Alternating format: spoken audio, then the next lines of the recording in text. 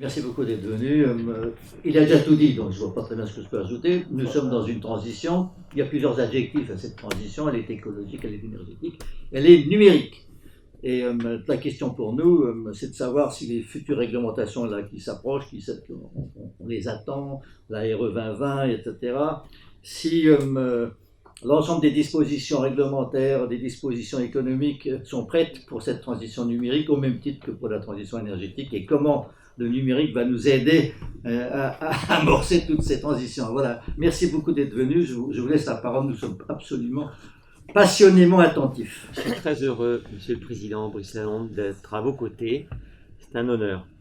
Vous l'avez dit, le monde est en transition, je dirais en pleine mutation. Cette mutation s'accélère, même est précipitée aujourd'hui par la crise actuelle. Cette mutation, je dirais qu'elle s'est amorcée avec l'arrivée de l'Internet en 1994, mais on la vit surtout depuis 10 ans. Et avec comme conséquence, c'est un changement fondamental des activités humaines. Ce qu'on faisait localement peut être fait à distance. Ça n'a jamais existé dans l'histoire de l'humanité. C'est une vraie rupture. Et je pense qu'il faut bien l'intégrer avant de parler de bâtiments de demain. C'est-à-dire qu'il faut effectivement comprendre que les activités ont changé. On ne travaille plus comme hier. On ne commerce plus comme hier. On n'enseigne plus comme hier. On ne soigne plus comme hier. On ne cultive plus comme hier. On ne se meut plus comme hier. On ne va plus fabriquer comme hier. Bref, on voit bien que toutes ces activités sont en train de changer. Et forcément, ça impacte le bâtiment, ça impacte la ville. Face à ça, nous sommes également confrontés à des défis majeurs. Je les identifie en 6 familles. Le premier, c'est celui qui nous réunit notamment aujourd'hui, c'est l'environnement. Mais il y a aussi un défi démographique. Un défi démographique avec effectivement vieillissement de la population dans le nord, rajeunissement dans le sud, et puis on arrive à 10 milliards d'habitants alors qu'on était 1 milliard il y a 120 ans.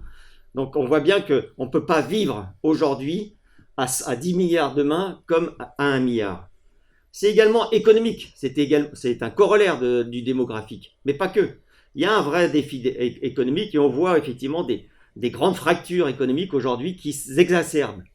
Et puis, une problématique aussi au niveau des générations, avec les jeunes qui n'ont plus accès au même savoir, à la même richesse que les anciens, et les anciens qui tiennent le pouvoir. Un défi également sanitaire. Aujourd'hui, on en connaît un, mais ce n'est pas que celui-là. C'est également l'eau, la terre, la mer. C'est tout notre environnement. Et aujourd'hui, on est à la merci, effectivement, de migration sanitaire de gens qui ne pourront plus vivre où ils habitent. C'est également un défi identitaire. On en parle aujourd'hui peu, mais on en parle. Mais quand vous discutez avec un jeune de 16 ans ou de 18 ans, il vous dit « Papa, je n'ai plus de règles, je n'ai plus de code ». On voit bien qu'effectivement, notre société est en train de se déliter. Enfin, il y a un défi qui est à venir, qui est le défi éthique. La perte de liberté individuelle, du fait notamment du numérique, si on n'y prend pas garde.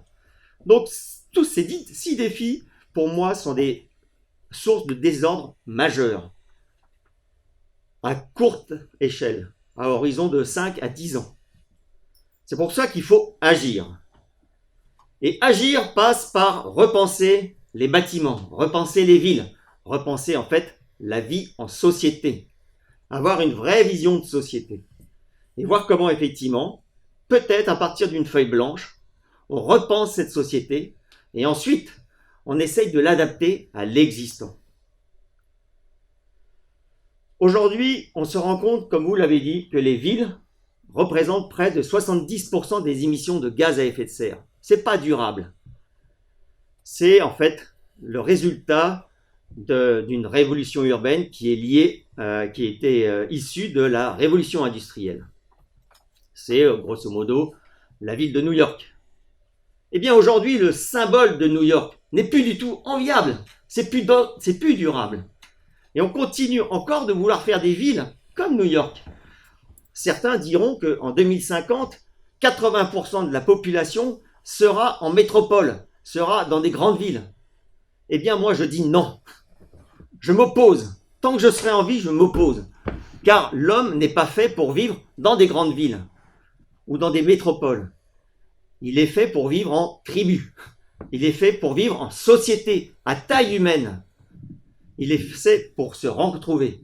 Aujourd'hui, on vit en mode virtuel. Il faut recréer aussi les conditions de vie en mode social, physique. Et ça veut dire plus de proximité, plus de mixité, plus de durabilité. Ces trois adjectifs doivent nous guider dans notre vie de demain et dans nos orientations. Merci. Alors maintenant, vous allez me dire, comment fait-on? Comment fait-on? Eh bien, effectivement, je vous ai parlé d'une feuille blanche, mais la feuille blanche, c'est pas tout. Parce qu'effectivement, il faut se caler sur l'existant. Et se caler sur l'existant, eh bien, ça passe par, bien entendu, repenser les bâtiments et les villes, mais s'appuyer sur les outils actuels, et notamment les nouvelles technologies et le numérique. Et je dirais que le numérique, qui est également la source des mutations de notre société, peut être une opportunité, je dirais même un cadeau pour l'humanité, pour autant qu'on sache bien l'utiliser. Pour autant qu'on sache bien l'utiliser. Je dirais même, aujourd'hui, le numérique doit être au cœur de toutes les transitions. Je répète, au cœur de toutes les transitions. Pourquoi je le répète? Car je ne l'entends pas systématiquement dans la bouche de nos politiques aujourd'hui. Alors maintenant, comment on accompagne ces transitions? Comment on fait qu'effectivement, on va vers un numérique durable, responsable? Je vous ai parlé d'un défi, le défi éthique. Effectivement, il y a un vrai défi. On voit bien aujourd'hui, côté Chine ou côté GAFA, on est sur une gouvernance que j'appelle girondine. Non, excusez-moi, jacobine de la donnée, c'est-à-dire qui vient du haut et qui est là pour superviser les hommes, s'approprier les données, les contrôler. Eh bien, une fois de plus, je dis non. Et c'est pour ça qu'on a créé la SBA, et c'est pour ça qu'aujourd'hui, on arrive à fédérer autant d'acteurs. C'est pour aller vers une gouvernance girondine de la donnée. Une donnée qui est au service de l'humain. Une donnée que chacun contrôle. Une donnée qui est disponible localement et qui ne va pas dans le cloud d'un acteur qui va ensuite venir vous dicter sa voix. C'est fondamental. Et si vous voulez, c'est un enjeu qui est aujourd'hui et qui, à mes yeux, à nos yeux, est un enjeu des 5 prochaines années. La gouvernance de la donnée. C'est un enjeu aussi bien à notre échelle en tant que citoyen, mais également à l'échelle des communes, des collectivités, de l'État, de l'Europe. Alors, la SBA dans tout ça, eh bien la SBA est là pour accompagner cette transition et notamment accompagner la transition numérique combinée avec la transition énergétique. Pourquoi? Parce qu'on s'est dit que il y a effectivement un défi environnemental, ça passe par l'énergie, ça passe par la maîtrise de l'énergie, et le numérique est le seul outil, et le principal outil pour justement une gestion maîtrisée de l'énergie. Et donc combiner ces deux transitions a du sens. Aujourd'hui, on parle de rénovation thermique des bâtiments, rénovation thermique de la ville. Eh bien, moi, je préfère parler de transition numérique et transition énergétique des bâtiments et de la ville. L'objectif étant d'apporter dans le bâtiment, dans la ville, cette infrastructure numérique nécessaire aux transitions, en s'appuyant sur la transition énergétique, en s'appuyant sur la mise en place de solutions d'économie d'énergie, de pilotage énergétique, en mutualisant cette infrastructure numérique à la fois pour des fins d'efficacité énergétique, mais pas que. Également pour la sécurité, pour l'assistance aux personnes, pour la mobilité, pour l'enseignement, pour la culture, pour la santé, etc., etc. Vous voyez, on est très loin de ce qu'on voit aujourd'hui. On a une approche encore en silo, alors qu'effectivement, nous, on prône une approche en transversale. Mutualiser l'infrastructure et gérer la donnée localement, maîtriser cette donnée. C'est la finalité de la SBA. Et pour ça, on a rédigé un cadre de référence pour les bâtiments qui va être bientôt transposé au territoire, qui s'appelle Ready to Service. Alors vous allez me dire pourquoi un anglicisme? Parce qu'on veut que ce cadre de référence soit connu, entre guillemets, du monde entier et soit intelligible. Et pourquoi service? Parce qu'en fait, on passe d'une société de propriété à une société d'usage et une société de service autour de ces usages. Et le bâtiment devient une plateforme de service au même titre que demain le quartier, le territoire deviendra une plateforme de service. Et l'objectif, c'est d'avoir des bâtiments qui soient multi-usages dans des quartiers où on ait l'ensemble des activités possibles pour rester, pour garder cette proximité. C'est-à-dire une évolution fondamentale de nos quartiers, de nos bâtiments. Qu'est-ce que je peux dire en plus par rapport à ce que je vous dis? Eh bien, c'est que le numérique, effectivement, est là pour nous aider, pour nous accompagner. C'est un outil. Il faut bien le comprendre. Et la finalité dans tout ça, si vous voulez, c'est d'avoir à la fois des hommes, des humains, qui soient beaucoup plus responsabilisés dans leurs actions, informés en temps réel sur leurs actions, les conséquences de leurs actions, et qui puissent agir en conséquence. Et ceci dans des bâtiments et des quartiers qui eux-mêmes communiquent avec eux. Et j'aurais tendance, ce que je souhaite, si vous voulez, c'est peut-être utopique, mais c'est une vision, c'est d'aller vers cet humain augmenté dans un bâtiment augmenté. J'ai été impressionné par la hauteur de vue, c'est-à-dire que moi je pensais qu'on allait parler de choses extrêmement techniques, et là je vois qu'en réalité vous donnez le sens, vous donnez du sens, beaucoup de sens à ce que vous voulez produire. Alors il y a évidemment beaucoup de questions. La question, à mon avis, là, quand je vous entends, là, c'est est-ce que c'est pas trop tard? Alors, est-ce qu'on va y arriver? Je veux dire, au fond, c'est tellement grand ce que vous dites, la souveraineté numérique. Comment est-ce qu'on va, comment dirais-je, combattre le côté jacobin de tout ça pour essayer de créer des poches, des girondines? Comment est-ce qu'on va faire? Voilà, moi la question c'est, au fond, ce que vous dites, c'est pas tellement technique, c'est éminemment politique pour l'instant. C'est vraiment, vous avez une vision, si vous voulez, de la vie en commun qui est très différente, et ça m'étonne un tout petit peu quand même. Enfin, alors c'est ma seule petite réserve ou inquiétude, c'est, au fond, le numérique à la croisée de tous ces défis, ça ne suffira pas, évidemment. Non, il faut effectivement une prise de conscience politique, et effectivement, faut avoir une... Comme je vous l'ai dit tout à l'heure, notre société est en pleine mutation, mais en fait, c'est notre civilisation. On est dans une rupture civilisationnelle. Et tout à l'heure, je disais, il faut repenser les bâtiments et la ville. Mais en fait, chaque ville, de tout temps, a été le reflet d'une société ou d'une civilisation. Donc, en fait, il faut bien comprendre. Et donc, effectivement, aujourd'hui, c'est repenser le bâtiment, la ville, au vu de cette civilisation naissante. Bon. Mais il faut l'écrire. Devant toujours, vous savez... une telle volonté devant de tels défis, la question du politique, c'est alors d'accord. Alors par où on commence? Si vous voulez, effectivement, il y a des sujets qui sont plus clés que d'autres. Là aujourd'hui, on parle d'énergie, et c'est fondamental parce que l'énergie fédère, et l'énergie est source, enfin pas source de vie, mais est nécessaire pour la vie. Eh bien, je pense qu'effectivement, il faut s'attacher à l'énergie. C'est fondamental. Aujourd'hui, on est sur un axiome où l'énergie est immuable, est inépuisable. Eh bien, ça, c'est faux. C'est une erreur fondamentale. Et pour pallier ce problème, qu'est-ce qu'on fait? On s'endette. On voit bien l'endettement mondial a accru depuis, comme par hasard, 1973. La première crise du pétrole. C'est plus durable. Eh bien, il faut repenser effectivement l'usage de l'énergie, la production de l'énergie. Il faut aller vers des énergies beaucoup plus sobres, beaucoup plus durables. Pour ça, j'ai un sujet qui me tient très à cœur et qui pour moi est réalisable, même si beaucoup me disent « Emmanuel, c'est utopique, c'est pas possible ». Eh bien si, je dis que c'est possible. C'est de passer, en même temps qu'aujourd'hui on est en courant alternatif, c'est d'introduire progressivement le courant continu. Il y a 120 ans, on a choisi le courant alternatif.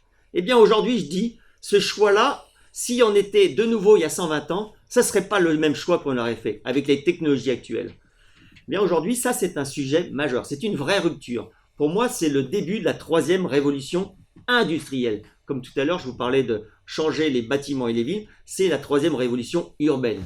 Eh bien, passer au courant continu progressivement, pas uniquement, c'est pour moi un vrai changement. Pourquoi? Parce qu'effectivement, ça va tirer les énergies renouvelables, ça va tirer le stockage énergétique, ça va tirer les énergies, la production et le stockage d'énergie sur des bâtiments dans des quartiers. Ça va permettre d'avoir des équipements qui seraient plus durables. Pourquoi? Parce que pas de transfo ou peu de transfo. On voit bien qu'aujourd'hui, qu'est-ce qui pète dans les équipements électriques ou électroniques? C'est le transfo. Donc si on s'affranchit de ce transfo, effectivement, ça va être beaucoup plus simple. C'est surtout éviter la conversion ou la double conversion d'énergie qui est consommatrice d'énergie. Donc clairement, si vous voulez, aujourd'hui, pour répondre aux enjeux aujourd'hui à la fois d'énergie et d'environnement, je dirais, eh bien, on a un plan à 10 ans mondial où chacun s'engage, politique, collectivité, industrielle, à passer progressivement sur un certain nombre d'équipements au courant continu. Aller vers le DC grid, pas seulement le microgrid, le DC grid. Vous voyez, ça c'est peut-être un sujet. C'est controversé, mais on n'avance pas sans controverse. Ensuite, c'est amener cette infrastructure numérique tout de suite dans les bâtiments. C'est pas demain, c'est maintenant. Et je dirais, une fois de plus, je m'adresse aux politiques. Je dirais, qu'est-ce qui se passe dans 6 mois si on doit reconfiner des quartiers, des villes? On va encore condamner des enfants à pas avoir des cours ou des personnes qui pourront pas travailler. C'est impensable. À l'ère du numérique, au XXIe siècle, c'est inacceptable. Alors vous allez me dire, mais ça coûte combien? Eh bien, ça coûte entre 100 et 500 euros. À voir aujourd'hui. La fourchette est grande, vous allez me dire, mais on sait sûr que c'est pas plus de 500 euros par logement. Mais il est semblable que ça puisse être 100 euros dans un certain nombre de cas. Et combiné avec des solutions d'efficacité énergétique, on a tout de suite un ROI. C'est-à-dire qu'on n'a pas d'interrogation à se faire, on y va. Ça, c'est du concret. Ça, c'est du concret et ça tire, ça crée de l'emploi. C'est facile à installer? Et c'est facile à installer, bien sûr, parce que aujourd'hui, si vous voulez tirer cette infrastructure numérique, dans certains cas, si je parle des logements, c'est utiliser le réseau coaxial. Donc, il existe déjà. Donc, c'est juste mettre un démultiplicateur et mettre des passerelles qui permettent de récupérer les données. Et ensuite, d'instrumenter le bâtiment. Aujourd'hui, il y a des nouvelles technologies avec des capteurs, on en reparlera, qui permettent d'instrumenter les bâtiments facilement, sans fil et sans maintenance. Donc, en fait, aujourd'hui, les technologies sont là, les applications sont là pour piloter les bâtiments. Tout est là. Il faut un élan politique, une volonté également des grands acteurs, aussi bien les promoteurs immobiliers, les bailleurs, les foncières. Et je souligne aussi, parce qu'on n'en parle pas beaucoup, le monde de la banque, le monde de la finance, les assureurs doivent aussi s'impliquer dans cette transition. S'ils ne s'impliquent pas aujourd'hui dans les 5 années qui viennent, excusez-moi, je le dis ici, ils sont morts. Pourquoi? Parce qu'effectivement, vous avez bien vu que l'immobilier est notamment en pleine mutation. S'il n'accompagne pas le changement de l'immobilier, ce changement fondamental, eh bien, quelque part, les bâtiments sur lesquels ils sont assis ne vaudront plus la même valeur qu'hier. Cette dépréciation leur sera fatale. Donc, effectivement, il est important aujourd'hui qu'ils accompagnent cette mutation. On voit bien aujourd'hui, avec la crise de l'immobilier qui est en cours, c'est un vrai sujet. Peut-être que dans 6 mois, effectivement, on aura une vraie crise qui sera beaucoup plus importante qu'aujourd'hui. Je ne le souhaite pas. Mais en tous les cas, il est important qu'aujourd'hui, le monde de la finance s'intéresse à la transition du monde de l'immobilier.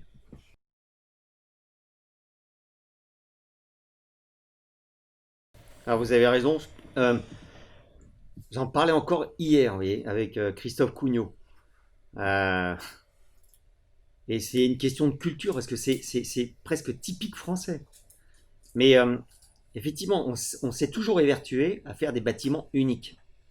Effectivement, la standardisation avec Ford, elle existe depuis un certain temps. Et je ne dis pas qu'on va faire des bâtiments qui seront tous les mêmes. Aujourd'hui, avec la maquette numérique, on peut répliquer des bâtiments, mais qui seront différents. Mais en tous les cas, le cœur sera le même.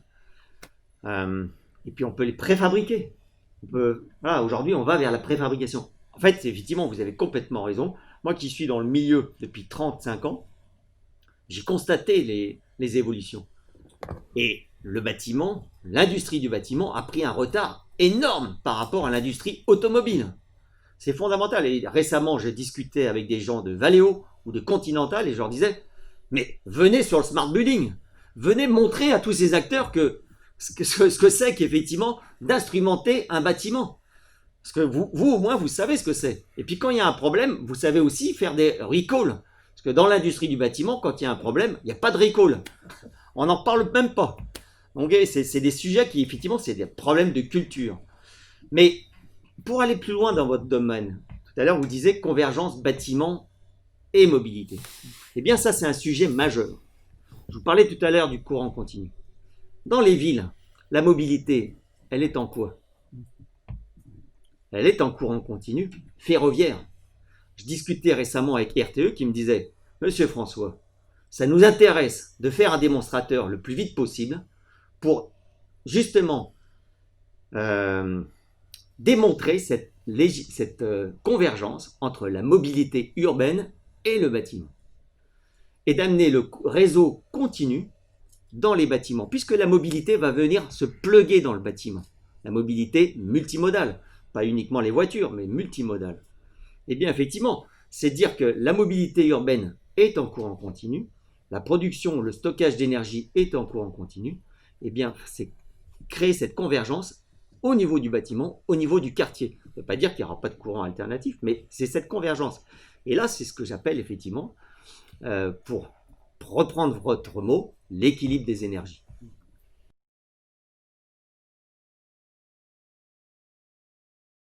Eh bien, en fait, le corollaire de ce que je viens de dire, c'est qu'il y a des nouveaux métiers. Forcément, il y a des nouveaux métiers.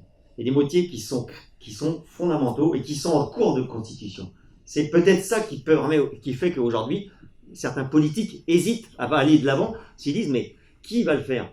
Mais moi, ce qu'il y a, c'est que je dis aujourd'hui, il faut avancer. C'est parce qu'on avance qu'on va créer ces métiers, qu'on n'attende pas que les métiers se créent. C'est-à-dire qu'il faut donner l'impulsion. Et alors, quels sont-ils ces métiers? Mais effectivement, déjà, j'en donne deux. Le premier, c'est le tiers de confiance. C'est celui qui, effectivement, gère à l'échelle du bâtiment ou à l'échelle du quartier les données. Les données qui restent à l'échelle du bâtiment, à l'échelle du quartier. Donc, c'est lui qui est le tiers de confiance des usagers. Les usagers, évidemment, vont lui remettre les clés. Ils vont lui dire, on vous remet les clés, monsieur X, pour gérer les données, nos données. Et ce tiers de confiance va contractualiser avec un ou des opérateurs de services, plutôt des opérateurs de services, pour que ces opérateurs de services opèrent des services au bâtiment, au quartier. Que ce soit des services autour de l'énergie, autour de l'eau, autour de la mobilité, autour de la santé, autour de partage d'espace, autour de que sais-je. Mais en fait, c'est toujours à partir de données qui sont locales. Et ça, c'est fondamental. On parle aujourd'hui de jumeaux numériques du bâtiment, jumeaux numériques du quartier. Ben, c'est justement où on parle certains de Building Operating System ou de District Operating System. Mais je préfère le terme jumeaux numériques parce qu'effectivement, ça associe les données qui sont gérées et stockées en mode dynamique avec la maquette numérique qui, elle, est statique. Donc, ces deux métiers fondamentaux, alors vous allez me dire, mais qui seront-ils? Eh bien, je vous donne des pistes. Le tiers de confiance peut être le bailleur. Les bailleurs sociaux ont compris, effectivement, ils se positionnent sur ce métier-là. Mais les syndics de copropriété sont aussi en train de se positionner. Mais ça peut être aussi, pourquoi pas, l'ASL ou que sais-je, ça peut être... Tout est possible. Après, l'opérateur de service, ben, effectivement, c'est des métiers nouveaux. Mais certains acteurs sont déjà en lice. Je peux vous dire que certains se positionnent. Je ne sais pas si je dois citer de nom, mais un acteur comme Nexity, il y a peu de temps, je discutais avec eux. Donc, c'est des nouveaux métiers qui apparaissent aujourd'hui et qui sont déjà en gestation. Mais c'est fondamental, c'est vrai que et c'est ça qui va permettre d'avoir aussi la confiance. La confiance, parce que c'est pas uniquement un cadre de référence ready to service qui va permettre la confiance, c'est d'avoir aussi les opérateurs, c'est-à-dire le management responsable.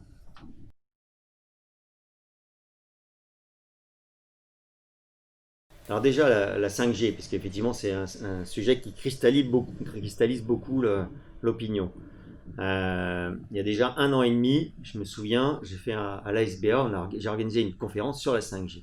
Parce qu'en fait, quelque part, j'avais été, je revenais du World Congress, enfin du congrès des télécoms mondiales à Barcelone, et j'avais compris qu'il se passait quelque chose. J'avais pas été sensible à ce point-là, mais là j'avais vu qu'il se passait quelque chose autour de la 5G. Je me suis dit, mais attendez, si on ne saisit pas cette opportunité, tout mois perdu est un mois perdu au niveau économique. C'est fondamental. Et donc tout de suite, j'ai fait un groupe de travail, et puis on a fait une conférence où il y avait Huawei, Orange, etc. Et depuis, j'ai pas changé d'opinion. C'était en fait, clairement, la 5G n'est pas plus, entre guillemets, nocive ou n'émet pas plus d'ondes que la 4G. Tous les acteurs le disent. Effectivement, c'est une nouvelle technologie. Donc c'est pas le sujet vraiment aujourd'hui.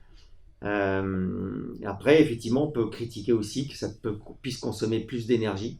Mais d'un autre côté, il faut faire la balance. Il y a de la consommation énergétique du numérique, d'une manière générale, et de la 5G, et la 4G aussi de toute façon, mais la 5G.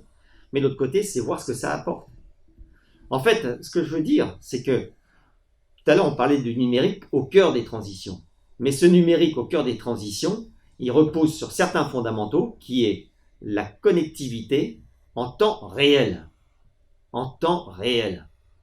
Et ça, si vous voulez, si on n'a pas intégré ça, ça ne marche pas. C'est parce que c'est en temps réel sur toutes les activités qu'effectivement, nous-mêmes, on est connectés en temps réel avec les bâtiments, avec les infrastructures, avec la mobilité, et que ça interagit en temps réel. Et ce temps réel, sans latence, il est possible avec la 5G. Ça va permettre effectivement le déploiement de navettes autonomes. Et quand je dis navette autonome, ce n'est pas forcément la mobilité autonome. Je parle de navette autonome. Cette navette autonome, qu'est-ce qu'elle va faire? Elle va permettre de relier des centres, des territoires en déshérence avec des nœuds stratégiques de communication. Et elle va permettre justement la revitalisation de territoires. Pas que. Il y a aussi la santé. On parle de maintenance prédictive. On va changer la santé. Il y a beaucoup de choses. Je ne vais pas rentrer dans le détail, mais la 5G, effectivement, apporte des vraies ruptures et va dynamiser une nouvelle économie. Et aujourd'hui, ce que je ne souhaite pas, c'est ce que j'avais dit à Julien de Normandie il y a 1 an et demi, mais à l'époque, il n'était pas vraiment réceptif. J'avais dit, tout mois perdu est un mois perdu pour l'économie parce qu'il y a d'autres pays qui se mettent là-dessus. Il y a une nouvelle économie, une nouvelle industrie, des nouveaux services qui sont en train d'émerger. Et si ces services ne sont pas créés en France, en Europe, eh bien, ce sont ces opérateurs de services qui vont venir avec leur savoir-faire. Et nos opérateurs ne pourront qu'avoir leurs yeux pour pleurer, parce qu'en fait, ils ne seront pas prêts. Ensuite, sur les ondes, effectivement, là, on peut s'interroger sur les ondes. Alors, tout à l'heure, je vous disais, déployer tout de suite le numérique dans les bâtiments. Effectivement, je suis en discussion notamment avec la Fédération des promoteurs immobiliers, on en a discuté il y a peu de temps, mais c'est pourquoi pas apporter une infrastructure sans fil, comme dans les hôtels, dans les logements. Parce que là, c'est facile à déployer. C'est facile à déployer et tout de suite, vous amenez ce numérique dans les bâtiments. Après, ça peut être géré. Ça peut être géré en fonction de l'intensité d'émission et en fonction de la période. Et si vous voulez, aujourd'hui, c'est quelque chose qui est possible. Et ça permettra de déployer ce réseau numérique dans les bâtiments résidentiels, logements, mais aussi les bâtiments tertiaires, rapidement. Et aujourd'hui, de grands acteurs qui portent ces infrastructures, ces nœuds de réseau Wi-Fi sont aussi des nœuds IoT, c'est-à-dire qu'ils intègrent des technologies LAN, comme Zigbee, comme Bluetooth, comme Enocean ou autres, et qui permettent donc de récupérer des informations des capteurs. Donc ça permet d'avoir des capteurs sans fil, je ne veux pas prêcher pour ma paroisse, mais ceci étant, j'insiste, on peut avoir des capteurs sans fil et sans pile, donc c'est durable. Hein, c'est un siège qui sera toujours émetteur d'informations. On n'aura pas à changer la pile dans le siège, par exemple. Mais effectivement, on va vers ça. Et si on est sur de la technologie LAN pour les capteurs, on est sur de la très faible émission, surtout si on n'a pas de pile. C'est de la très faible émission, c'est infime. Donc, il n'y a pas de risque pour la santé. Ensuite, sur la maquette numérique, bien entendu, tout à l'heure, j'ai dit il faut interfacer les données dynamiques qui viennent des capteurs, qui viennent du bâtiment, avec les données statiques, infrastructures des équipements du bâtiment. C'est le jumeau numérique. Donc aujourd'hui, effectivement, il ne faut plus attendre. Il faut y aller, il faut déployer massivement. C'est pour ça qu'en même temps qu'effectivement, il faut déployer cette infrastructure numérique, il faut numériser les bâtiments. On a trop tardé en France par rapport à des pays comme l'Angleterre, même l'Italie, qui ont pris des décisions bien avant. On souhaite aujourd'hui, et effectivement, c'est louable, on souhaite que toutes les professions montent. Mais ça ne marche pas. Ça ne marche pas. Il y a des professions qui ne seront pas adaptées pour effectivement porter le numérique. Donc le temps qu'on les forme, mais si vous voulez, la révolution sera passée. Donc effectivement, c'est des nouveaux métiers et il faut y aller. Il ne faut plus se poser de questions. Si j'ai bien compris, parce que je cherche à suivre pas à pas, on peut à la fois installer ces services dans des bâtiments existants. On n'est pas obligé de repartir à zéro avec des bâtiments bimés, si je puis dire, conçus sur ordinateur et tout. Je veux dire, ce que vous êtes en train de dire simplement, c'est que à terme, avec la construction hors site, les préfabriqués, etc., on pourra aller plus vite pour moins cher. Mais on peut déjà installer tout ça dans des bâtiments existants. Bien entendu. Et je vous parlais de réseau Wi-Fi, et je ne veux pas être là uniquement pour parler de technologie. Mais effectivement, le vendredi, je visite un EHPAD, et l'objectif, c'est d'utiliser leur réseau Wi-Fi et de le transformer en réseau IoT. Et là, on met quoi? On met une clé USB qui vaut 30 €. Et d'un seul coup, ce réseau Wi-Fi devient un réseau numérique du bâtiment. Vous voyez, donc on est loin effectivement de... Mais n'exagérons pas, je ne veux pas non plus dire que tout est simple. Voilà, mais c'est pour vous donner des exemples.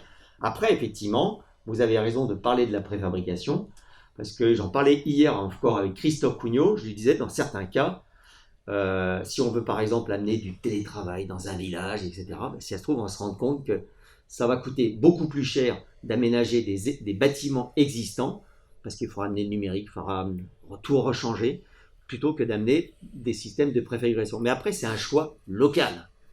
Voilà, c'est un choix local, économique, esthétique, que sais-je. Dans les bâtiments, on garde la maîtrise des données du bâtiment, des usagers. C'est fondamental. Si vous voulez, et on n'est pas forcément parti dans ce sens-là.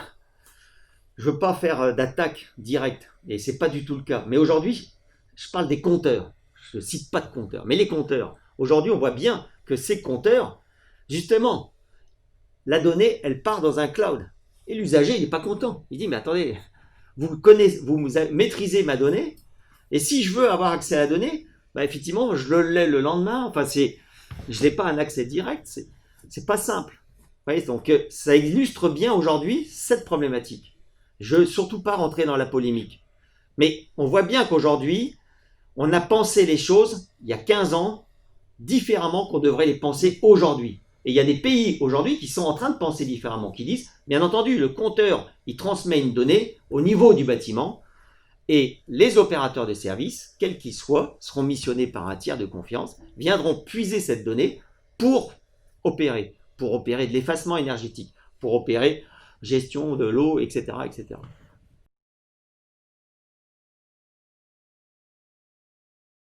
Alors, le LiFi, je connais bien. Hein, j'ai été au CES plusieurs fois et puis j'ai témoigné plusieurs fois même au congrès LiFi. Donc, c'est une technologie à laquelle je crois, que je trouve effectivement très, très intéressante. Aujourd'hui, elle a encore du mal à percer pour des raisons de standardisation et d'implémentation dans les équipements, dans les récepteurs. C'est comme le Wi-Fi. Le Wi-Fi a vraiment percé le jour où le Wi-Fi était embarqué dans le téléphone, dans l'ordinateur, etc. Donc aujourd'hui, l'enjeu est là. L'enjeu est là, mais pour ça, il faut une vraie standardisation. J'ai cru comprendre au dernier congrès de l'IFI qu'on était proche de cette standardisation. Orange y travaille aussi. Donc, effectivement, si on va vers ça, ben, c'est vrai que ça peut permettre d'être une technologie prometteuse. Et la question est bonne, c'est qu'effectivement, c'est une invention française. Ça serait dommage que cette invention française se voit déployée ailleurs qu'en France. La protection des données, je crois qu'on en a pas mal parlé. Pour moi, c'est clair. Mais au-delà de ça, c'est vrai que je parlerais de cybersécurité. Parce que c'est vrai que c'est la clé de voûte, si vous voulez, du smart building et la smart city. Si on ne maîtrise pas la cybersécurité, on aura un vrai problème. Et là, je dis, c'est minuit passé. Qu'est-ce que ça veut dire minuit passé? C'est déjà trop tard. Mais de toute façon, on ne peut pas faire marche arrière. Aujourd'hui, effectivement, vous avez des gestions techniques du bâtiment qui sont installées dans tous les bâtiments, enfin un grand nombre de bâtiments qui sont connectés. Vous parliez de domotique, hein, même si aujourd'hui, le domotique, je le bannis. C'est un mot mort. Je parle de smart home, de gestion centralisée du bâtiment et des logements. C'est-à-dire que les box domotiques telles qu'on les voit aujourd'hui, pour moi, ça c'est du gadget. Hein, et ça, c'est formidable, c'est fondamental. Et ça veut dire qu'aujourd'hui, vous avez effectivement des systèmes qui sont installés, connectés, et qui peuvent être manipulés. Je discutais avec quelqu'un de EDF, puisqu'on est encore dans le domaine de l'énergie, quelqu'un de EDF qui me disait, aujourd'hui, le défi, c'est 3 gigawatts. C'est-à-dire 3 gigawatts, c'est 1 million de logements, ou à peu près 10 000 bâtiments tertiaires, qui seraient hackés par un acteur, et qui montent l'énergie de 3 gigawatts. C'est-à-dire à peu près... 3 gigawatts, c'est-à-dire prendre le contrôle d'1 million de logements. En fait, c'est possible aujourd'hui, au niveau européen, c'est possible. Et c'est le shutdown, le blackout européen. Donc, oui, c'est juste un exemple, mais d'autres exemples, il y en a plein. C'est prendre le contrôle d'une tour à la Défense, aujourd'hui, c'est presque un jeu d'enfant. Et puiser les données individuelles, c'est également un sujet. Donc aujourd'hui, la cybersécurité est un vrai sujet fondamental. Et pour ça, on lance une core team à la SBA, où vous avez tous les acteurs de la cybersécurité, également l'ANSSI, CNPP, pour travailler sur ce sujet. Et là, je tends la main au niveau international, en disant que c'est un enjeu de souveraineté. Et donc, il ne faut pas que ce soit que la France. Il faut qu'on travaille tous collaborativement pour être en mode dynamique et résoudre ce problème. Parce que là, sinon, c'est effectivement, on ira dans un monde qui ne sera pas forcément louable.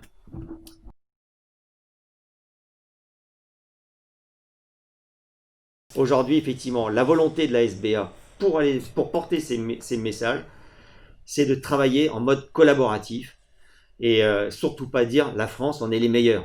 C'est d'aller puiser effectivement les expériences à droite, à gauche. Et donc là, on lance l'internationalisation de la SBA pour créer à peu près les mêmes écosystèmes en Italie, au Luxembourg, en Allemagne, dans tous les autres pays européens, voire ailleurs.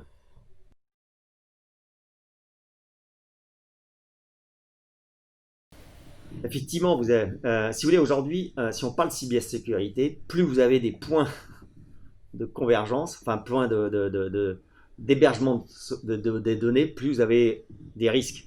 Donc c'est pourquoi, effectivement, stocker les données à un endroit, sur un serveur, enfin, on appelle ça un serveur, qu'il soit virtuel ou physique, permet de réduire considérablement le risque cybersécurité, pour autant qu'on ait effectivement mis les bons...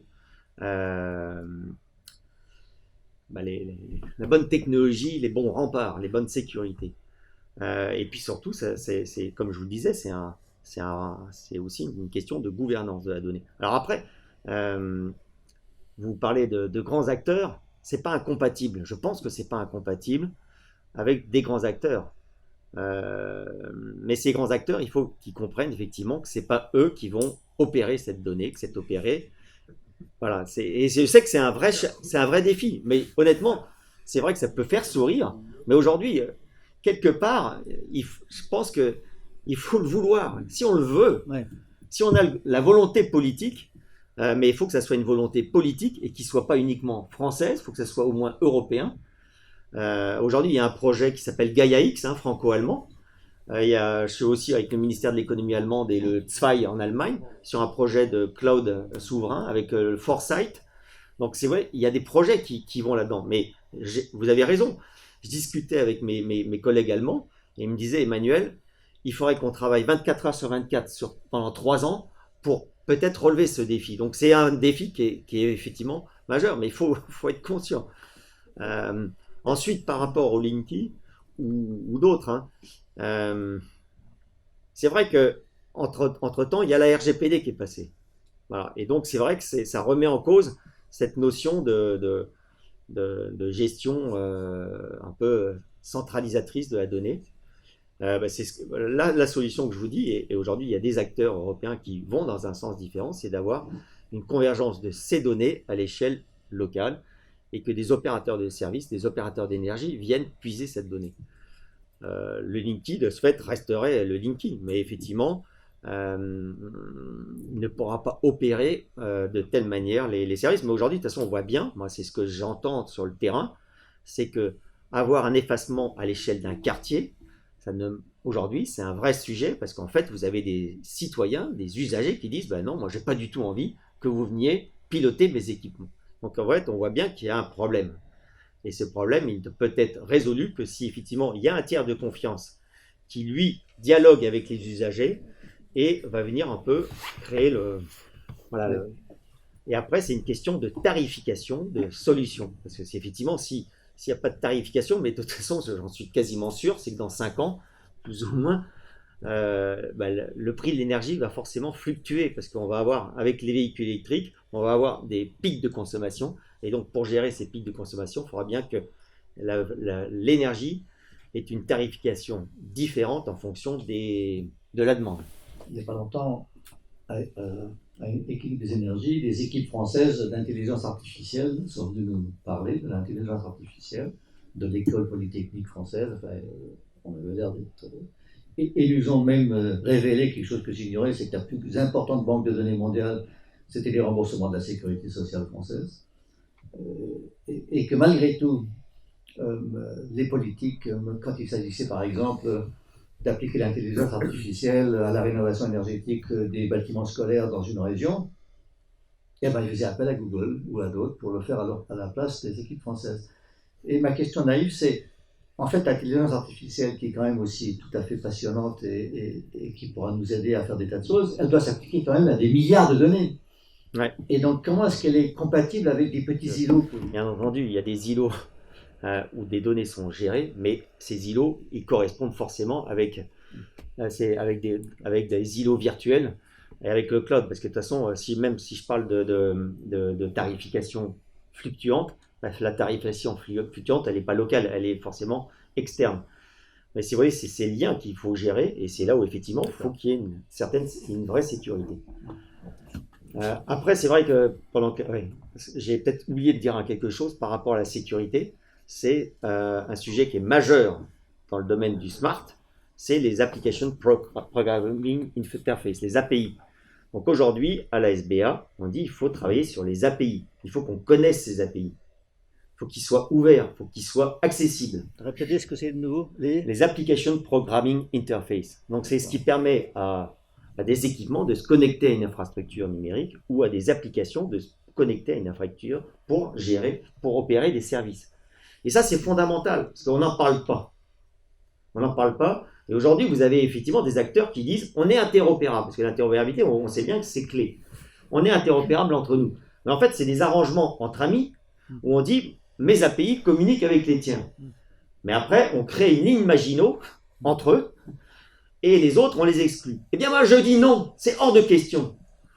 Dans ces cas-là, ça veut dire que demain, pourquoi on ferait une ville qui serait avec quelques acteurs et pas Google, ou quelques acteurs et pas Bosch, quelques acteurs et pas Samsung? Non.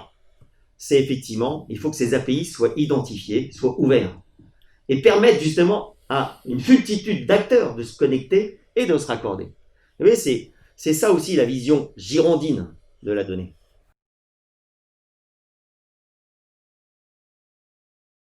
L'API, c'est un outil, hein, c'est un connecteur, si vous voulez, c'est un connecteur qui permet de créer des liens.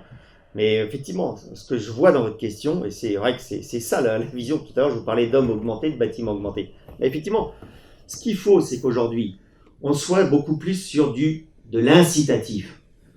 Surtout en France, on est sur du coercitif. Eh bien non, il faut être sur de l'incitatif. Et l'incitatif, ça passe par de l'information en temps réel. Moi, j'estime que tout homme, si effectivement il est informé en temps réel sur ses activités, les conséquences de ses actions, eh bien, il va être responsable. Il va être responsable parce qu'on va lui dire, là, effectivement, ça va te coûter tant. Si tu mets ta machine à laver maintenant, ça va te coûter tant. Ben, effectivement, il va sans doute le décaler. Voilà, enfin, c'est juste un petit exemple, mais il y en a plein des exemples comme ça. Mais oui, aujourd'hui, on n'a pas cette information. Comment voulez-vous dire à un automobiliste qui fait Lyon-Paris de consommer 6 litres à l'heure s'il n'a pas de compteur? Ça ne marche pas. Et bien aujourd'hui, c'est exactement ça.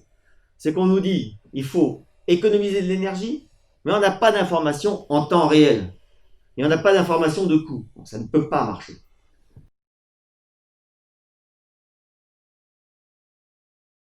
Moi, dans ma tête, j'ai un plan que j'appelle le plan pionnier. C'est comment on va reconquérir les territoires. C'est fondamental. C'est effectivement de faire péter ces ghettos qu'on a construits dans les dernières années, dans les 40 dernières années, et d'inciter des citoyens à aller vers effectivement des territoires, redensifier les territoires. Et là, si vous voulez, ça doit être un plan sur les 5 prochaines années. Moi qui fais du vélo, je me rends compte qu'effectivement, je me balade dans les villages, etc. Mais c'est vrai qu'on voit bien que ces villages, beaucoup sont en train de mourir. Donc et une fois que c'est mort, c'est fini. La vie, pour la reconstruire, ça prend du temps. Et donc, je pense que c'est maintenant qu'il faut le faire. Et le faire, c'est effectivement, ça passe par des outils. Donc, amener ce numérique, amener effectivement, et ensuite, amener des infrastructures. Et quand je parle d'infrastructures, c'est pour ça que tout à l'heure, je répondais à la question de la 5G. Je pense que produire de l'énergie localement et amener effectivement des navettes autonomes, par exemple, pour faciliter la mobilité, 24 heures sur 24, parce que c'est ça qui permettra aux jeunes de rester et d'éviter d'avoir des voitures, etc. Je pense que ça peut déjà permettre d'apporter de la vie. Et bien ensuite, c'est mettre des infrastructures aussi pour travailler, pour enseigner. Donc quand je dis enseigner, c'est pour apprendre. Donc voilà, c'est d'aller vers des solutions qui sont hybrides. C'est vrai que je n'ai pas prononcé encore le mot hybride, tellement il est évident dans ma tête, mais c'est d'aller vers des solutions hybrides, avec des bâtiments hybrides, avec des villes hybrides. Et donc voilà un petit peu, je pense que c'est cette mutation qui est en cours, et il faut l'accompagner, mais il faut avoir la vision, il faut la porter. C'est pas uniquement, effectivement, il faut qu'on densifie les territoires, parce que j'avais entendu aussi Bruno Le Maire le dit, mais il faut aussi dire par quoi on commence, qu'est-ce qu'on fait, et vraiment voilà, le porter.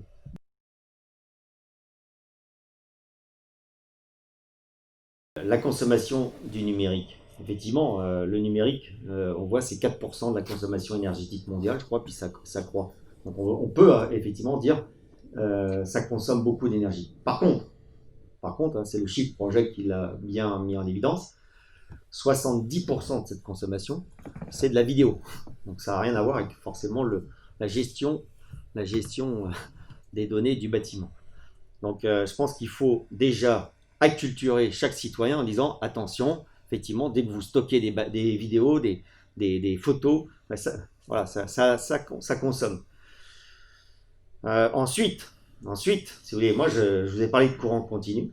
Ben, effectivement, si demain on a des data centers qui fonctionnent directement alimentés en courant continu, il faut savoir que ça existe, hein, et la Chine est en train de s'y mettre sérieusement, ben, effectivement, vous pouvez imaginer qu'une partie de ces data centers soit alimentée par des énergies renouvelables. Récemment, il y a le Canada hein, qui a dit bah, attendez, moi je veux bien héberger un grand nombre de data centers au niveau mondial puisque j'ai plein d'énergie avec l'hydraulique. Vous voyez, donc quelque part il faut, et en plus on a du froid, donc pour refroidir c'est facile. Donc en fait effectivement c'est pas vraiment le sujet, mais je comprends qu'il faut éduquer,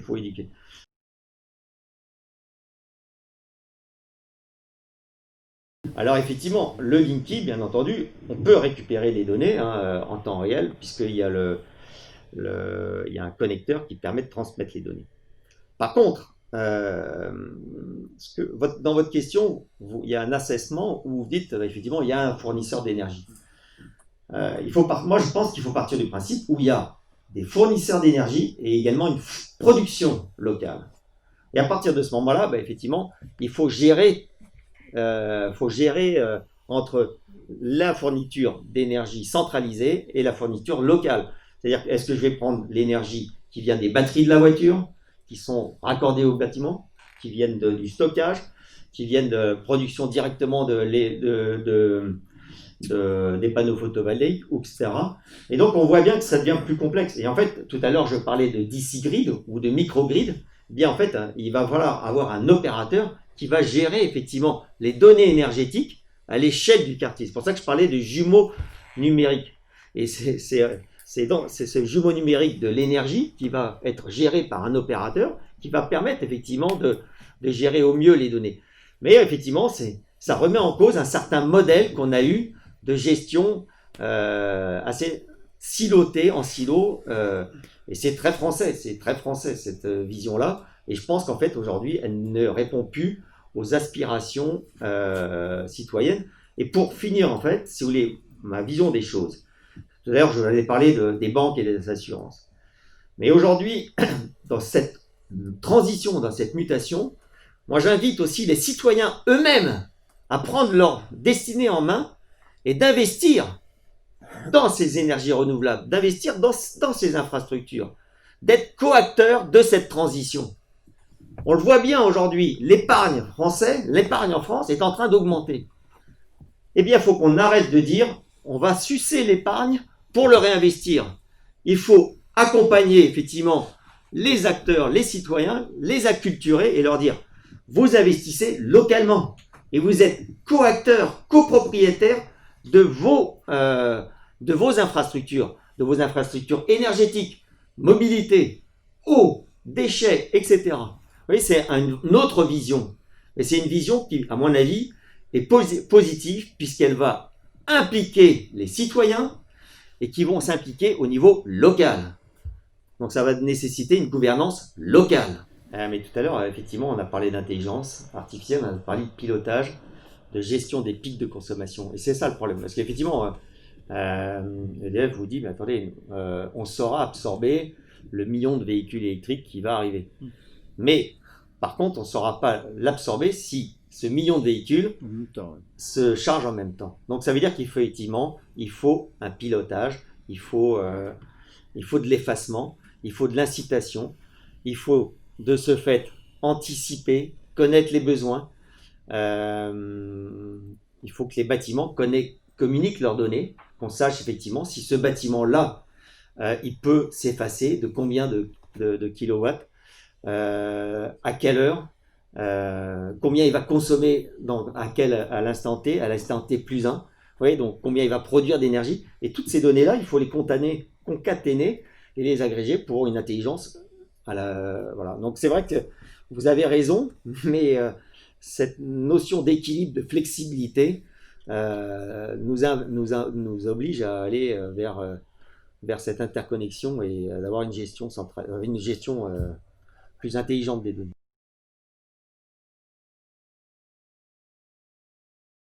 J'entends ce qui est dit sur l'endettement, et de toute façon c'est plus durable. On est dans une bulle qui un jour ou l'autre, à mon avis, j'espère me tromper, n'est pas vouée à durer. Et c'est pour ça que je pense qu'il faut repenser l'économie, et une économie beaucoup plus collaborative.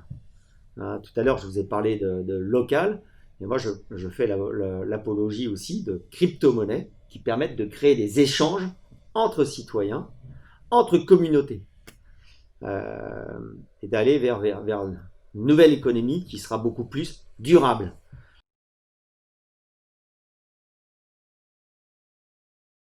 Par rapport au coût, effectivement, il faut, ce que je vous dis, j'ai peut-être pas été assez précis.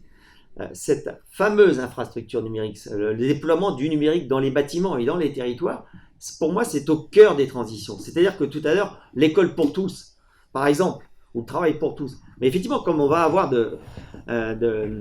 forcément de plus en plus peut-être de télétravail ou de e-learning ou de e-santé, eh bien, ça passe par effectivement cette infrastructure numérique. Donc, si vous voulez, en fait, c'est une réponse à ces problèmes. Et maintenant, effectivement, le financement, si vous voulez, je vous ai parlé de 100 à 500 euros par logement. Donc, ça a étayé, vous allez me dire, il y a un gap, mais enfin, c'est pas non plus énorme. J'ai discuté avec des bailleurs sociaux, avec des syndics de copropriété qui me disent, mais attends, ça, on peut le lisser sur les charges et ça sera, puisque derrière, il y a de l'efficience, il y a des externalités positives, eh bien, en fait, ça ne sera même pas palpable pour l'usager. Et au contraire, ça se trouve, il verra une réduction de ses charges. Je commence par l'énergie. Effectivement, si on combine l'efficacité énergétique avec le numérique, eh bien, on va réduire au moins de 20 à 30% la consommation énergétique des logements. C'était pour répondre à la question de tout à l'heure. Et ces économies, si elles sont lissées dans un plan de 5 à 10 ans de financement, bien entendu, l'usager ne verra rien. Vous voyez, donc je pense qu'en fait, le problème n'est pas là. Effectivement, on ne va pas demander aux citoyens, en plus, de s'endetter pour financer ça. C'est pour ça que j'appelle les assurances, les banques, à s'impliquer dans cette transition. Et je pense aussi à l'épargne populaire, c'est-à-dire que ça peut être des initiatives au niveau des collectivités, au niveau des bailleurs, au niveau des syndics de copropriété qui lancent cette démarche. Alors d'abord, je voudrais remercier tout le monde et remercier bien entendu Emmanuel François. Je suis partagé à la fin. D'abord, je pense qu'il faut que nous restions en contact parce qu'il y a du travail manifestement, du pain sur la planche. Je suis partagé parce que d'un côté, il y a Big Brother et on a peur de Big Brother. Et d'autre côté, il y a un petit peu ce que vous dites, c'est Illich un peu, soyons conviviaux et donc trouvons les moyens du numérique convivial. Et puis, en fait, la réalité, c'est qu'il va se passer quelque chose d'autre qui sera à peu près au milieu, je ne sais pas très bien comment. Et dans ce qui va se passer, il faut l'améliorer. Et donc, il faut s'inspirer un petit peu de ce que vous dites pour essayer d'améliorer, pour éviter le Big Brother qui est déjà là, dans une certaine mesure. Bon. Et alors, il faut que ce soit désirable et utile. Et je pense que vous devriez peut-être écrire un livre pour décrire presque en dessin un petit peu ce que vous voulez, ce que vous voyez et comment le numérique peut aider. Je pense à un exemple complètement ridicule parce que ça m'avait amusé tout à l'heure. Les bâtiments, on leur demande aussi de se préoccuper de la biodiversité. Très bien. Alors peut-être que le numérique pourra avertir en disant attention, il y a une minée qui s'approche du nid là-bas, il faut faire quelque chose, etc. En temps réel, on peut gérer la biodiversité autour de son quartier ou je ne sais quoi. Il me semble que ce qui nous manque, c'est vraiment de rendre les choses désirables, compréhensibles par le public, parce qu'entre nous, soit dit, il y avait une haute technique ajoutée dans tout ce que vous avez raconté sur les courants machin, les trucs comme ça, enfin ça. Et donc, c'est un peu compliqué. Et votre rêve, à mon avis, c'est un peu un rêve, c'est-à-dire que c'est le rêve de la cité antique où le citoyen devait être un militant. Il faut être militant. Donc, il faut que vous preniez en main votre destin, que vous gériez votre éolienne, que vous investissiez, que vous en soyez propriétaire, etc. Et le problème, c'est que nos concitoyens n'ont pas toujours le temps d'être militants. Et ils sont ravis quand ils veulent, au moment où ils ont envie de le savoir, il faut qu'ils aient le droit de le savoir et les possibilités de le savoir. On ne va pas leur demander du 100% de leur temps pour faire tout ça. Mais voilà, donc si vous voulez, je pense que le numérique peut être au service de plusieurs projets de société qui sont un peu différents. Le vôtre est beaucoup plus séduisant parce qu'il est beaucoup plus convivial, décentralisé, sympathique en quelque sorte. De toute manière, c'est pas ce qui va arriver. Ce qui va arriver, c'est quelque chose qui sera entre les deux. Donc voilà. Donc moi, c'est ce entre les deux. Comment est-ce qu'on commence? Ce que vous avez dit sur le courant continu, ça c'est quand même très intéressant. Faisons-le. Moi, je me souviens que quand on était dans les voiles, quand on était voileux, on était dans le courant continu avec 12 volts sur son bateau, etc. Et on voit maintenant le courant continu pour transporter le courant depuis la Scandinavie jusqu'aux Pays-Bas par câble souterrain. On voit tous nos instruments électroniques à domicile qui sont du courant continu. Bon, et donc c'est vrai qu'il y a en effet tout ça. Donc ça, c'est très intéressant. Comment est-ce qu'on peut faire? Et comment est-ce qu'on peut, dans la réglementation qui s'approche maintenant, dans la RE 2020 sur les bâtiments, la nouvelle réglementation thermique, il y a le Smart Readiness, comment tu dis? Indicator. Indicator. Et donc, si vous voulez, c'est déjà pas loin. Donc, ce qu'il faudrait, c'est qu'on évite de perdre du temps ou de perdre des opportunités. Et vraiment, je pense, Monsieur François, il faudrait que vous puissiez incarner dans un bouquin ou dans des descriptions la réponse aux grands défis par lesquels vous avez commencé votre exposé dans votre numérique, vos maisons et vos villes. Alors effectivement, vous m'invitez à écrire un livre. Il est en cours. Ah, très bien. Il est en cours. J'espère le finir d'ici quelques mois. Mais il va sur les thématiques exactement dont on a parlé, parce qu'effectivement, je suis conscient qu'il faut en parler, il faut acculturer les citoyens à ces transitions. Pour accompagner aussi ça, j'ai créé il y a peu de temps, je vous l'offre, ce manifeste du Fonds MAGE que j'ai créé au mois de février. Le Fonds MAGE, c'est quoi? C'est accompagner ces transitions, déjà acculturer le citoyen sur ces transitions, de manière simple. Et c'est écrit de manière très simple pour que même un enfant de 10 ans puisse comprendre ce côté environnemental, ce côté systémique des défis, et le côté systémique de réponse à ces défis. Parce qu'en fait, c'est sûr que vous avez raison, c'est des défis majeurs. Et si on les prend un par un, ça ne marchera pas. Ça ne marchera que si on a une approche globale, systémique. On l'a vu avec les gilets jaunes, on s'est attaché à un problème et ça a créé un autre problème. Et ça peut être avec d'autres pareils. Donc c'est vrai qu'il faut avoir cette approche systémique. Ensuite, effectivement, dans MAGE, mon objectif, c'est la preuve par l'existant. Et donc, c'est organiser, démontrer, faire des projets. J'étais il y a peu de temps à Nevers, au Civim, où j'ai discuté avec le maire de Nevers, et je lui ai dit, écoute, parce qu'on se tutoie, si tu veux, on essaye que ces idées, on les porte à Nevers. Et il a dit, écoute, moi, je veux être la première ville de France à porter ces idées. Mais on est en relation avec d'autres collectivités.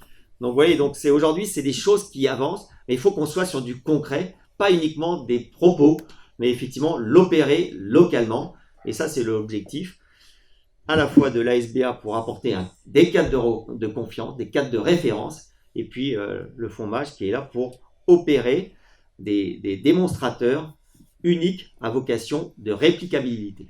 Eh bien, écoutez, très bien, merci beaucoup. Nous sommes à vos côtés pour cette transition dont nous allons essayer d'incorporer tous les aspects. Donc, grand merci, bon courage à nous tous, bon courage à vous, Monsieur François, encore merci.